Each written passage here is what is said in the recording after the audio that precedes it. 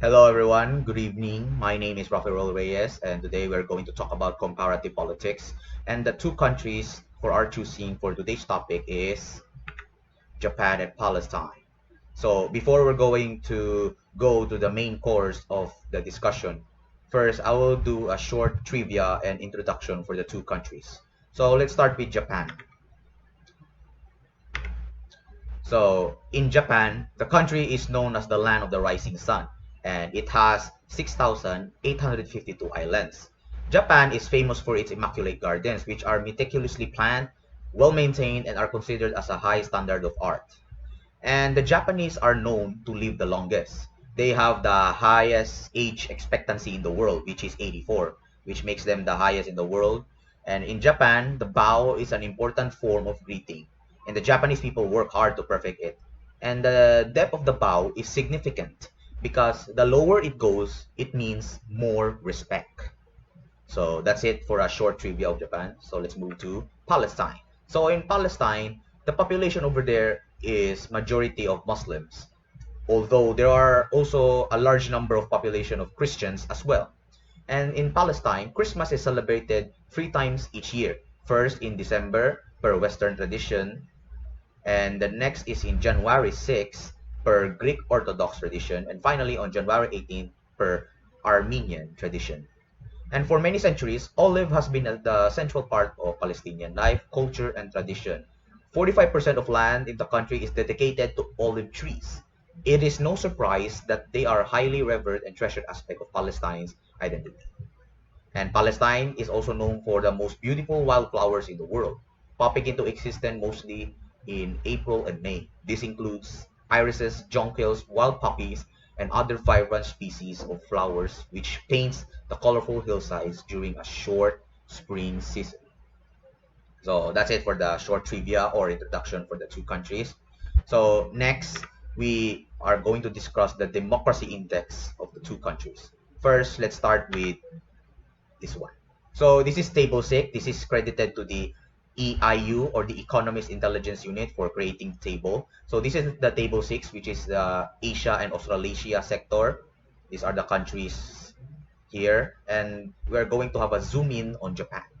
So this is Japan's democracy index. They have an 8.13 in overall score, which makes Japan the fourth place in the Asia Australasia sector, and they are in the 21st rank in the global ranking. They have an 8.75 score in electoral process and pluralism, meaning that they have a very good score when it comes to their election days, their votings and all, which is good and clean. And in pluralism, they have a good score. It means that they have a good, they have a freedom there to have their own beliefs and views. They are free. So they have a score of 8.57 in functioning government. This is also common because the Japanese government is known to quickly respond to calamities and natural disasters, which is seen in our news. And in 6.67, they have a 6.67 score in political participation. They have 8.13 in political culture and 8.53 in civil liberties. And because of these excellent scores, they got the full democracy type of regime. So next, let's move with this. So this is the table 9, which represents the Middle East and North Africa sector. So here we are going to have a zoom in on Palestine, and this is Palestine's democracy index. So they have an 8.83 in overall score, which makes Palestine stand on the fifth place in the Middle East and North Africa sector. They belong to the 113th place in the global rank. They have an 8.33 in electoral process and pluralism, which is considerably very low. And they have 0.14 in functioning government. They have 7.78 in political participation. They have 4.38 in political culture, 3.53 in civil liberties. And because of this low scores, their country is being pointed out of being an authoritarian type of regime. And next, we are going to talk about the political culture of the two countries. So first, let's start with Japan.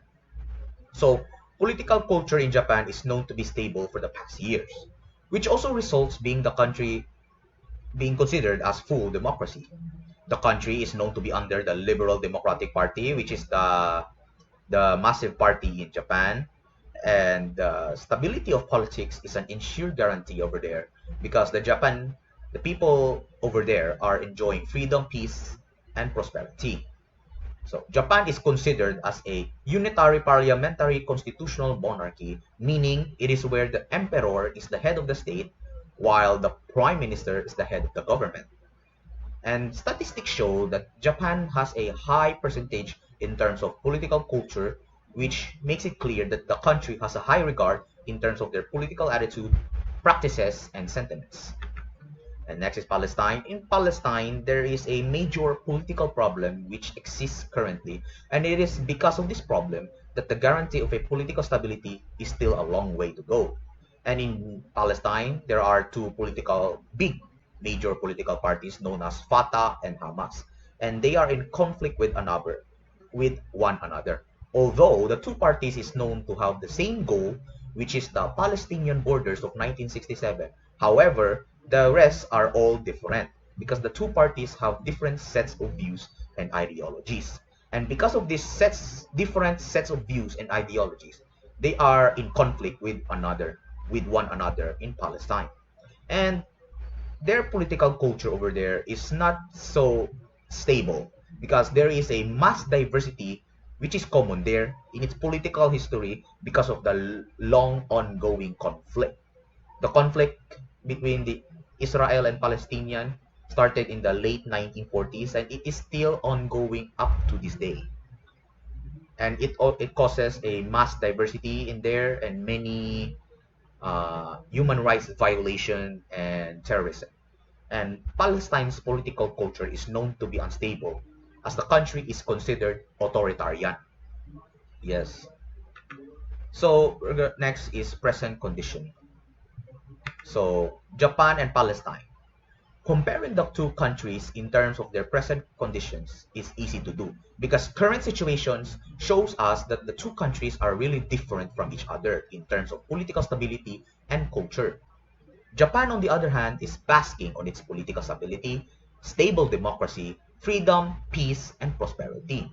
While Palestine, on the other hand, is suffering from its political instability, lack of freedom, no peace, and no prosperity, and of course, human rights violations, and many more.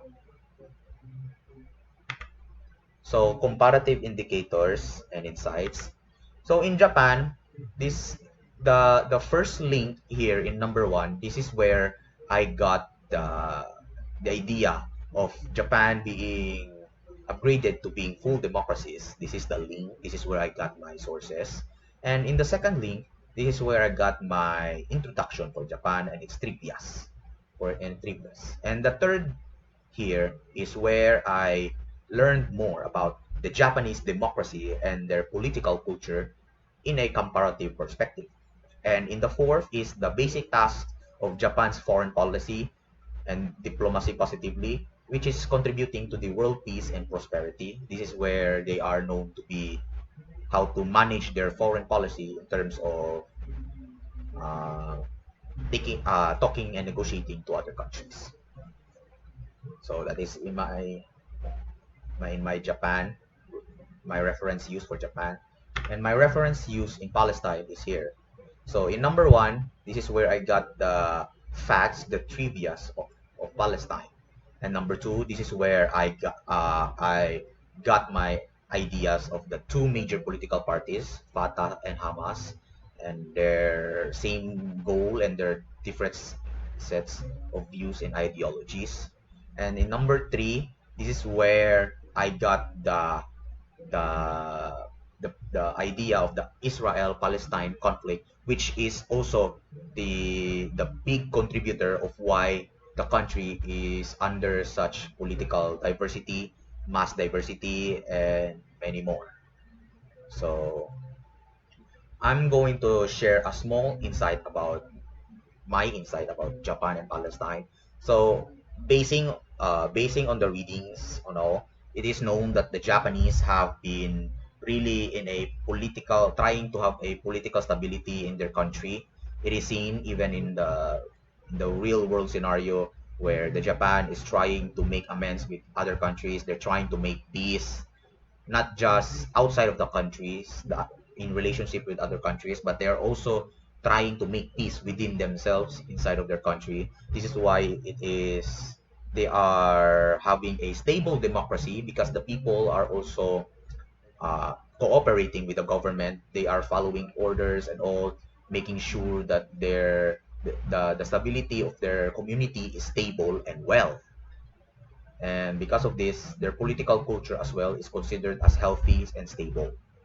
And in my insights about Palestine, the country is really in a ongoing problem until this day. And it is because of this ongoing problem, long enduring ongoing problem between the Israel and Palestine. It is really it is really a sad sight to see because there are many human rights violations being committed everywhere on the country, terrorism being committed on the country, and having a political stability in the country is still a long way to go from now. Because for me, unless the problem is solved, it the stagnant status quo will always stay and remain. So that is my small insights, what I learned about the in comparing Palestine and Japan. So so before we end up our discussion, we there is a I will give a one applicable question for comparison. And the question is this: are there certain basic conditions that a country must fulfill for democracy to develop and prosper there? Yes, my answer is yes, because as we can see with Japan, it is no lie that the EIU is considering them as full democracy. And why is it that the EIU is considering Japan as full democracy? This is because the country has probably met the basic conditions of democracy. And because of this, meeting the basic conditions, democracy was able to prosper there. The community is now thriving in its peace, freedom, and prosperity.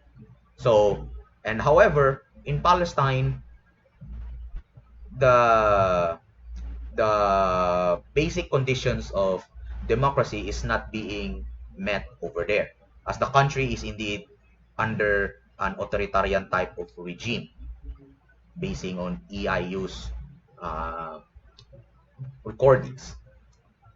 But then, in order for a country to to flourish its democracy, first the people must want it, and it is because of this that this is where the first stepping stone of democracy will start. If the people wanted it, the people must comply to it. And it is also the task of the government to try to comply to it as well. And it is because of this that it is important that certain basic conditions for democracy should be met in countries anywhere in the world if they wanted to flourish their democracies. So once again, my name is Raffy Reyes, and I thank you all for